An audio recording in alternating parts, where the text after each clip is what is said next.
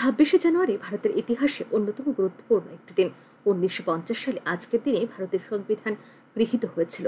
এই দিনে ব্রিটিশদের ভারত থেকে সম্পূর্ণরূপে উৎখাত করা হয়েছিল। তারপর থেকে দিনটি গোটা দেশ জুড়ে সাধারণতন্ত্র দিবস হিসেবে উদযাপিত হয়ে আসছে। গোটা দেশ এবং রাজ্যের সাথে রবিবার তেলিয়ামুড়া মহকুমাতেও যথাযোগ্য মর্যাদায় পালিত হয় এই দিনটি।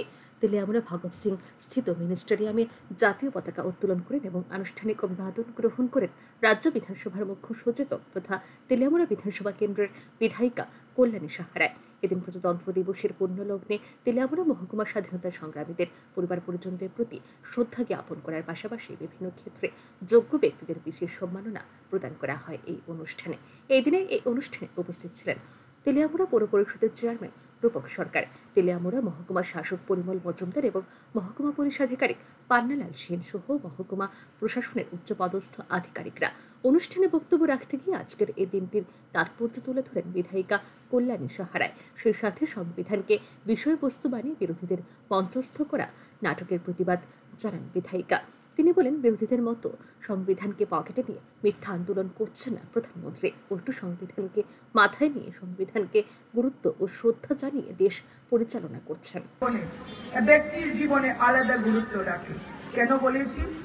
আপনাদের স্মরণ রয়েছে ৭৫তম প্রজাতন্ত্র দিবসের পর 2024-এর 26শে জানুয়ারির পর দেশ লোকসভার সাধারণ নির্বাচনের সম্মুখীন হয়েছিল। এপ্রিল থেকে জুন ৩ মাসের দীর্ঘ নির্বাচনী প্রক্রিয়া দেখতে সারা বিশ্বের থেকে প্রতিনিধিরা ভারতে এসেছিল। দেখতে চেয়েছিলেন বিশ্বের অন্যতম বৃহত্তম গণতান্ত্রিক দেশের অন্যতম গণতান্ত্রিক আয়োজন এই নির্বাচন আসলে কি জিনিস। এই নির্বাচনে দেশের বিরোধী দলগুলি একজোট হয়ে মোদীজির সরকার আর বিজেপির বিরুদ্ধে একটি সত্তা স্লোগান তুলেছিল, সংবিধান বাঁচাও বলে।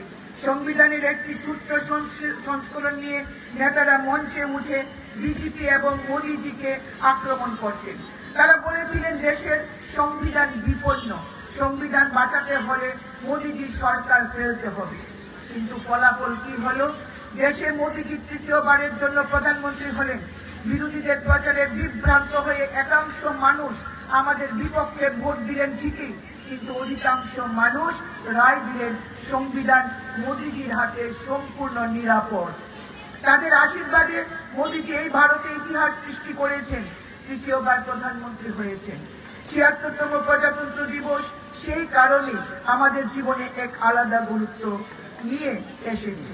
সংবিধান পকেটে রেখে বিরোধীদের মতো আন্দোলন নয়, সংবিধান পকেটে রেখে সংবিধান নিয়ে মিথ্যা আন্দোলন, সেটা মোদীজি করছেন না।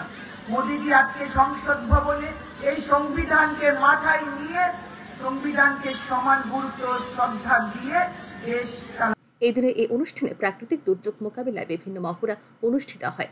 রাজ্য পুলিশ এবং বিভিন্ন স্বেচ্ছাসেবী সংগঠনের মিলিত প্রয়াসে অনুষ্ঠিত হয় এই মহড়াটি। Bureau report, RE news.